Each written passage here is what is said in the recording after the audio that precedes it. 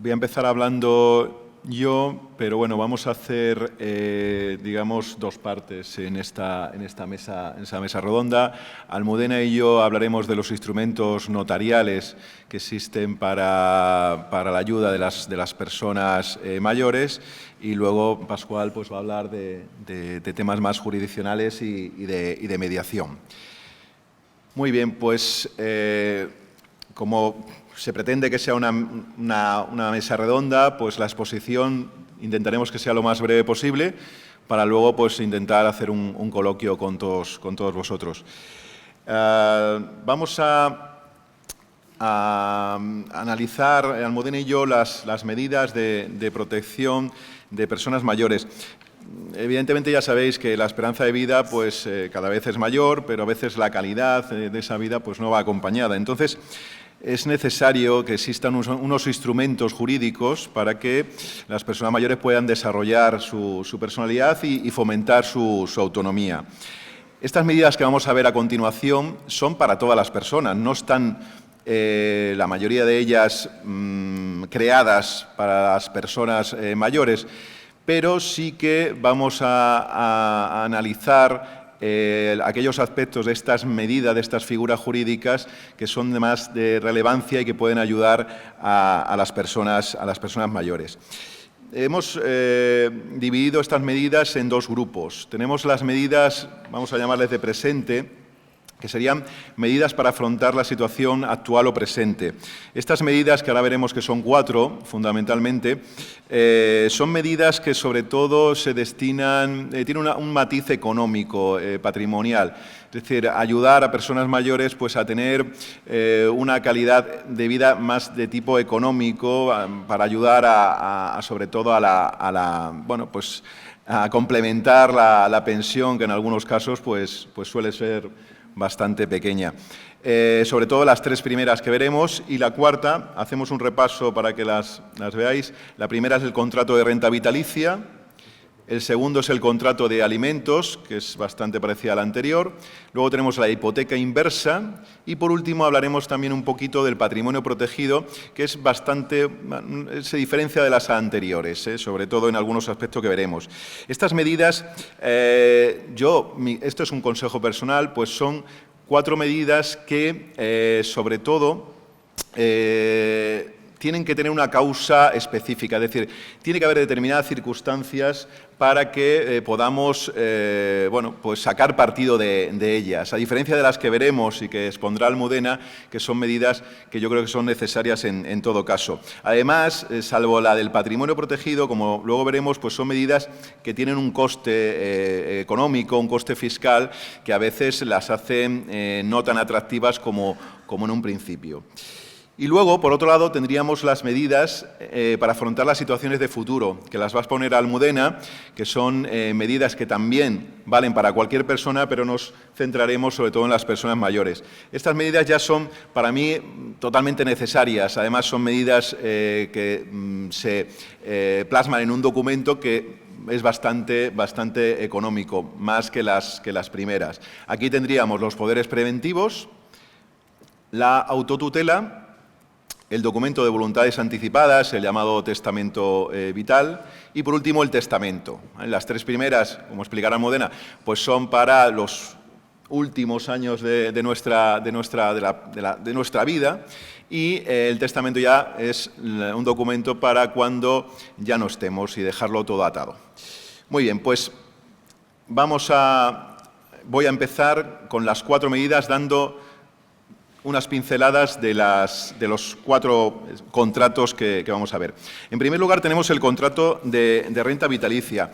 Es un contrato que es una figura que lleva ya muchos años, que existe. Ahora la tenemos regulada en el nuevo, esto es nuevo, en el nuevo libro sexto del Código Civil de Cataluña, que se aprobó en febrero. Está regulada en sus artículos 624.1 y siguientes, y esta regulación no entrará en vigor hasta el 1 de enero del año que viene. Pero bueno, es muy parecida a la que ya existía anteriormente, que se regulaba aquí en Cataluña por una ley del 2000. Fundamentalmente, el contrato de renta vitalicia es un contrato por el cual una persona pues, se obliga a pagar a otra u otras una pensión periódica en dinero durante la vida, normalmente durante la vida de estas. Es decir, tenemos la persona mayor, que ahora veremos, pues normalmente suele ser propietaria de un inmueble, y otra persona que, a cambio de la transmisión de un capital, pues le paga la pensión, ¿vale? Puede ser una persona mayor, sus hijos, otros parientes o cualquier otra persona. En realidad, la renta vitalicia puede constituirse de dos maneras, es decir, ser a título oneroso o gratuito.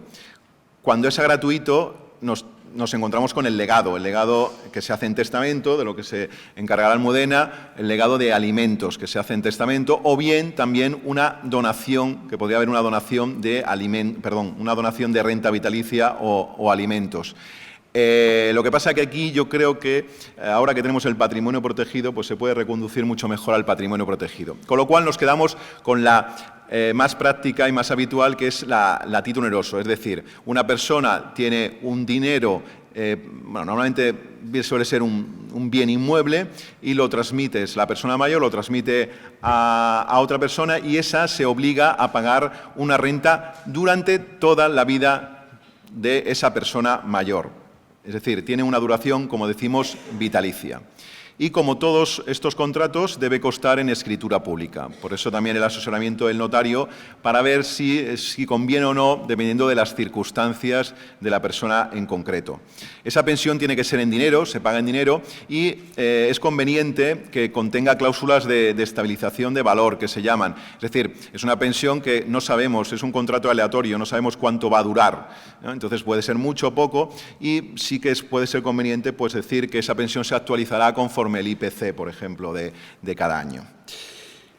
El problema que suele tener este contrato de renta vitalicia y el de alimentos, que luego veremos, es qué ocurre en caso de incumplimiento. Es decir, nosotros, la persona mayor ya ha transferido, por ejemplo, el inmueble, ya la propiedad se ha deshecho de ella, y qué pasa si el pagador de la renta vitalicia no paga el incumplimiento. Entonces, bueno, evidentemente, pues se puede ir al juzgado a exigir el cumplimiento del pago de la renta, pues tendrá que luego, pues a través de embargos y demás, que garantizarse, pero también tenemos la posibilidad de establecer dos garantías adicionales que son muy convenientes, sobre todo la primera de ellas, que es la condición resolutoria expresa, que es igual que en la que ponemos en las compraventas. Es decir, que si no paga, el deudor no paga la renta vitalicia, pues entonces tendrá que devolver el inmueble, y creo que pone la ley, la nueva ley incluso pone que es sin devolución de las pensiones percibidas. Es decir, la persona mayor no tendrá, recuperará el inmueble y no tendrá que devolver esas pensiones que ya ha recibido. Y luego después también, aparte de la condición resolutoria, se puede constituir una hipoteca garantizando el cumplimiento de la obligación de pago. Como ahora veremos, pues estas dos garantías pues tienen también un coste adicional que a veces pues hacen que no sea tan atractivo. Y es muy interesante el tema de la extinción. ¿Cuándo se extingue el contrato de renta vitalicia? Pues por dos causas fundamentalmente: por la muerte del beneficiario, de la persona mayor, el que recibe la pensión, por eso hemos dicho que es un contrato vitalicio, y también, y esta es importante también tenerla en cuenta, por redención del deudor, del que la tiene que pagar. Y esto es a voluntad propia del propio pagador, ¿vale? Siempre, evidentemente, que devuelva el inmueble o el bien que ha sido transferido. Y hay que tener en cuenta, también por tranquilidad, que en caso de fallecimiento del deudor, del que paga la pensión, pues esa obligación se transmite, evidentemente, a los herederos. Hay figuras afines, como el censal, el censo vitalicio, el contrato de alimentos, en los que no entraremos porque ya digo que vamos a dar unas pinceladas. Y lo que me interesa, que lo hablaré a continuación, es un poco hablar del coste y de la fiscalidad de esta figura que hace, pues como decimos, que no se suelen hacer muchas, ¿no?, por ese coste. Y así entramos en el contrato de alimentos, que es una variante de la anterior. Está también regulada expresamente, además esto soy con una regulación nueva, porque antes en Cataluña no existía, y ahora es una regulación nueva de los artículos 624/8 y siguientes del libro sexto. Sí que se regulaba en el Pacto de Acogida de Personas Mayores, pero el libro sexto ha derogado esa regulación, ya no existe el pacto de acogida de personas mayores a partir del 1 de enero, y tenemos el contrato de alimentos, que es un poco más de tipo más económico-patrimonial. El pacto de acogida de personas mayores tenía algún aspecto incluso sucesorio que era complicado. Entonces, bueno, es una variante del anterior porque en lugar se transfiere también la propiedad, aunque en este caso puede ser también el usufructo o la nueva propiedad a una persona, la persona mayor se la transmite y a cambio de pagar, en lugar de pagar una renta, como en el caso anterior, lo que se obliga esa persona, el deudor, es a prestar alojamiento, manutención, asistencia y cuidado a una persona durante toda su vida. ¿Vale? Esa es la diferencia fundamental entre la renta vitalicia y el contrato de alimentos. También se puede garantizar, como antes, con una condición resolutoria expresa e hipoteca. Y claro, como el tema de no es lo mismo pagar una pensión, dinero, que mantener a una persona, ¿no? Entonces, aquí la ley sí que establece la posibilidad, decimos, de conmutación judicial de la obligación de manutención, de asistencia, etcétera, por una renta dinearia. Fundamentalmente lo establecen dos casos, y es que cuando haya conflicto, evidentemente, ¿no? Porque muchas veces este contrato de alimentos, la persona que está obligada, pues recibe en su casa a la persona mayor, entonces puede haber un conflicto y entonces no ser viable esa prestación. En ese caso se podría sustituir judicialmente, acudir al juzgado y el juez decidiría, bueno, pues esta prestación de manutención y asistencia pues se valora en tanto y se convertiría en una especie, el contrato anterior de renta vitalicia. Es importante también el tema de la transmisión y extinción, y es que aquí, si muere el deudor, como hemos dicho anteriormente, su obligación de mantener también se transmite a sus herederos. Lo que pasa es que aquí también permite la ley la posibilidad de conmutación judicial si no le va bien a los herederos el mantenimiento de esa persona. Y, evidentemente, si muere el acreedor, es decir, la persona mayor, la que recibe la asistencia, pues ahí se extingue completamente la obligación, no se transmite a sus propios herederos. Y como he dicho al principio, pues bueno, es una operación que es un contrato, en sí es una operación más cara, es un documento notarial ya con cuantía y además tiene una fiscalidad un poco compleja, porque, y esto habría que entrar más en detalle, pero el que recibe la pensión o los alimentos, la persona mayor, tiene que pagar un impuesto, ¿vale?, que es el 1% sobre la capitalización de la pensión. Si es una pensión anual de 12.000 euros o algo así, dependiendo de la edad, pues a lo mejor le toca pagar de impuestos entre 500 y 1.000 euros, por decir algo. Pero además, luego, el que recibe el inmueble tiene que pagar por esa transmisión. Y aquí paga una parte por transmisiones patrimoniales, que es el 10%, pero hay otra parte, dependiendo de la diferencia entre el valor del inmueble y la pensión, paga otra parte por donación. Con lo cual, claro, si el que recibe el inmueble no es un pariente cercano, pues nos iremos a un tipo impositivo bastante alto. Sin embargo, si es hijo, pues como ahora tenemos un 5% en donación de padres a hijos, ahí sí que podría ser interesante porque se paga menos por donación que por transmisiones. En definitiva, es necesario pues, el asesoramiento jurídico y fiscal para poder hacer esta figura. Con ello pasamos a la tercera figura, que es la hipoteca inversa. La hipoteca inversa nació por una ley del 2007 y es, digamos, una hipoteca al revés, ¿vale? Una hipoteca al revés. Normalmente cuando uno hace una hipoteca es que compra un piso, ¿no?, y le dan un dinero, lo tiene que ir devolviendo.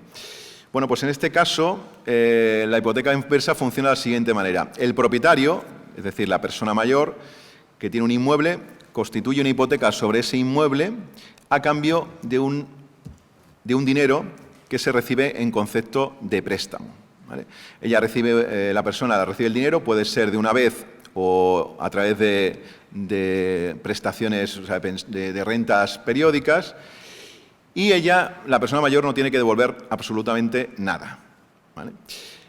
Entonces, es a su fallecimiento cuando serán los herederos los que tengan, digamos, que decidir qué hacer, ¿no?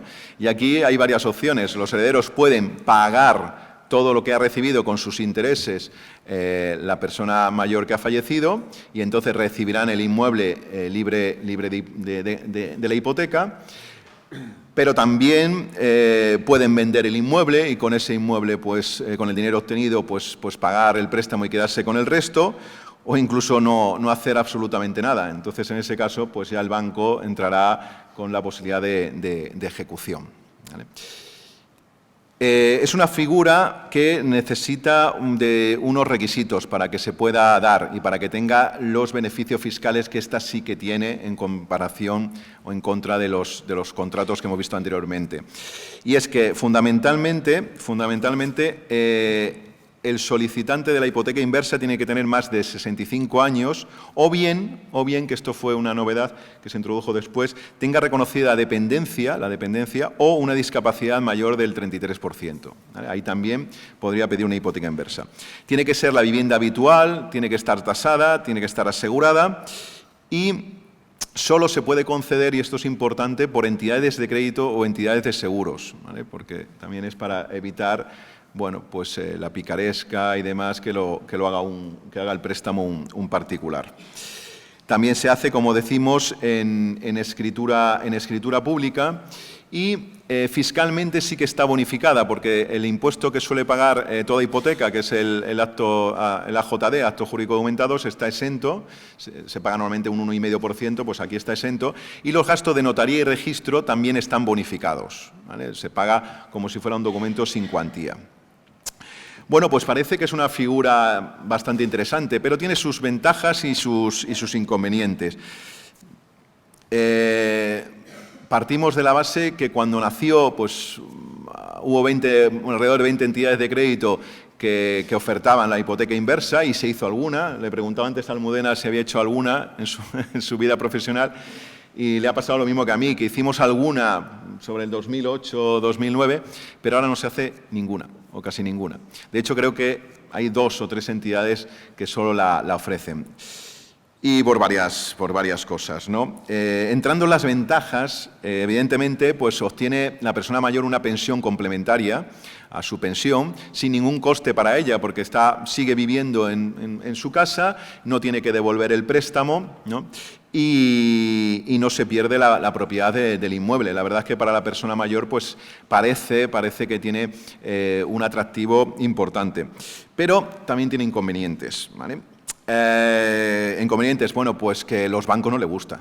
Evidentemente, pues esta figura no le gusta porque, claro, al final se tiene que pelear con los herederos, porque los bancos, luego, justo en el 2007, esto siempre pasa, ¿no?, que vamos siempre por detrás. En el 2007-2008 empieza la crisis, los bancos se quedan con muchos inmuebles y dicen, uy, esta figura, si los herederos no quieren, al final me voy a tener que quedar con el inmueble. Pues entonces, nada, no me interesa. Eso desde el punto de vista del banco, pero incluso desde el punto de vista de la persona mayor, del cliente, tampoco es atractiva porque se tasa la vivienda y no suelen dar porcentajes muy altos de préstamo. De hecho, suele estar alrededor de un 30%. Entonces, a lo mejor te valoran la vivienda en 200.000, 300.000 o más euros y te dan una hipoteca de 50.000 y ya está. Y luego también, si alguna vez alguien la quiere hacer, no es muy recomendable el pago único. Se puede hacer esos 50.000 euros, pagarlos de una vez. Pero claro, los intereses se acumulan sobre esos 50.000 euros, con lo cual la deuda final suele ser bastante más abultada. Ahí sí que es recomendable que se haga a través de pagos mensuales, complementarios, pues lo que salga, 200, 300 euros. Y luego otro inconveniente es que normalmente las entidades aseguradoras, cuando la dan, suelen obligar a hacer un seguro de rentas vitalicias que se llama, que encarece bastante la operación y sin el seguro no suelen darla. Muy bien, pues terminamos con el patrimonio protegido, que personalmente es la que más me gusta de todas, pero igual que las 3 anteriores la puede utilizar cualquier persona, sobre todo las 2 primeras, y la hipoteca inversa con esos requisitos que llevamos, el patrimonio protegido solo se puede utilizar por determinadas personas, que ahora veremos. El patrimonio protegido da para mucho, porque además es una figura muy compleja. Entonces voy a exponer solo un par de ideas. Se introdujo en el año 2003, también es una figura nueva, muy nueva. En Cataluña está regulada desde el año 2010 en el Código Civil, en el libro segundo, artículos 227 y siguientes. Se trata de una masa de bienes, un patrimonio que se aporta gratuitamente a una persona con la finalidad de satisfacer las necesidades vitales de esa persona. ¿Vale? Me voy a saltar lo de patrimonio autónomo y no embargable, que ahora lo veremos, porque me interesa saber quiénes pueden hacer el patrimonio protegido, los beneficiarios del patrimonio. En este sentido, no todo el mundo puede hacerlo. Está pensado para fomentar el ahorro y cubrir las necesidades de las personas con discapacidad, sobre todo cuando los más allegados, padres o propios hijos, pues ya no están, ¿no? Tener ahí una masa, un ahorro de bienes, que está bastante, como veremos luego, bonificado fiscalmente. Bueno, pues esos beneficiarios son las personas con una discapacidad psíquica igual o superior al 33% o física y o sensorial igual o superior al 65%. Y además, aquí en Cataluña también, las personas con una dependencia de grado 2 o grado 3, con lo cual, pues muchas personas mayores lo pueden utilizar, ya sea porque tengan esa discapacidad administrativa. Ojo, no necesita incapacitación judicial, que esto es una de las, la verdad, de los logros, porque el derecho privado siempre ha ido un poco por detrás del derecho público en estas cosas, siempre se exigía la incapacitación judicial para muchas cosas, pero ahora, desde el 2003, esto se mejoró y no se necesita. Con tener esa discapacidad, el certificado administrativo es suficiente, o bien la dependencia. Bueno, pues también se hace en escritura pública, es una figura bastante, como decimos, compleja desde el punto de vista civil y, por lo que además puede interesar aquí, es un patrimonio autónomo e inembargable. Es de las pocas, en Cataluña, es de las pocas excepciones que hay al principio de responsabilidad patrimonial universal, es decir, lo que se mete en el patrimonio protegido no puede ser atacado por deudas del titular del patrimonio protegido ni tampoco del que aporta. Entonces, bueno, pues ese aspecto le da un interés extra. Y además, y por lo que interesa también en charlas que hemos dado en residencias, la orden del 2000, la tengo aquí, la fecha exacta, a ver. Sí, la orden de la Generalitat de 22 de abril de 2014, que ha introducido medidas nuevas para calcular las ayudas públicas y la dependencia y que ha hecho que el famoso copago, ¿no? Pues que aumente bastante. Bueno, pues esta orden ahora tiene en cuenta la capacidad económica de la persona, ¿no? Bueno, pues todo lo que se meta en el patrimonio protegido no se tiene en cuenta a efectos de calcular la capacidad económica a estos efectos de dependencia y de ayuda pública. Con lo cual puede ser interesante que una persona mayor que tenga un inmueble porque lo haya heredado, que no le sirva para nada, está en una residencia, de repente le suben el copago, bueno, pues puede ser interesante aportar ese inmueble al patrimonio protegido y así le disminuyen ese aumento del copago que le han hecho. Igual en un inmueble, pues una cantidad de dinero que tenga en el banco. Puede ser una figura interesante en ese sentido. En otros también tiene otras aplicaciones que ya no entraré. Y tiene una fiscalidad bastante bonificada. Ya con esto termino, que me estoy pasando. Los hijos que ayudan. Correcto. Otra aplicación práctica para lo que estamos en estas jornadas, pues puede ser que la persona mayor está en una residencia, no puede pagar el coste de la residencia y entonces los hijos le ayudan, que esto es pues bastante habitual. Bueno, pues los hijos, en lugar de hacer una donación directa, eso que hablamos antes, una donación de alimentos, una donación de renta o una donación de dinero, lo pueden hacer a través del patrimonio protegido, que además de ser más barato fiscalmente para el que lo recibe, también el que lo da tiene unos beneficios fiscales, ¿vale? Tiene una deducción en el IRPF y es ya en tronco con unas notas de 30 segundos de la fiscalidad. La fiscalidad del patrimonio protegido, no sé si alguien la conoce, pero es tremenda, es complejísima. Yo soy notario, no soy asesor fiscal, y la verdad que me he metido en esto y la verdad que cada vez que lo miramos más, pues más compleja es. Pero bueno, fundamentalmente lo que tiene es que el que aporta al patrimonio protegido, ¿vale? Es decir, esos hijos, por ejemplo, que le dan el dinero a los padres, bueno, tiene una deducción en el IRPF, esa deducción tiene algún límite, que solo pueden hacerlo parientes cercanos, y el máximo anual son 10.000 euros. 10.000 euros y 24.250 en total se aportan varias personas, límite anual. Y además, si aporta un inmueble, tendría una exención de la ganancia patrimonial. Esos son los dos beneficios fiscales del aportante. Y luego el que lo recibe, pues en el IRPF se considera como un rendimiento de trabajo, pero está exento también dentro de unos límites. Luego, en el impuesto de donaciones tributa, pero tenemos una bonificación en Cataluña del 90% y en el ITP está exento. Es decir, tiene dentro de unos límites un atractivo fiscal interesante. Luego tiene mucha problemática, si dispone de los bienes y bueno, otra serie de cosas que no es el lugar para exponerlo porque daría para mucho más. Pues con ello pues he terminado mi parte, las 4 figuras, como decimos, de situación de presente, de ya, y que, como habéis visto, pues sobre todo son más de tipo económico, patrimonial. Ahora Almudena entrará en las de futuro, que sobre todo, aunque también es de tipo patrimonial algunas, sobre todo es el tema personal. Así que nada, muchas gracias.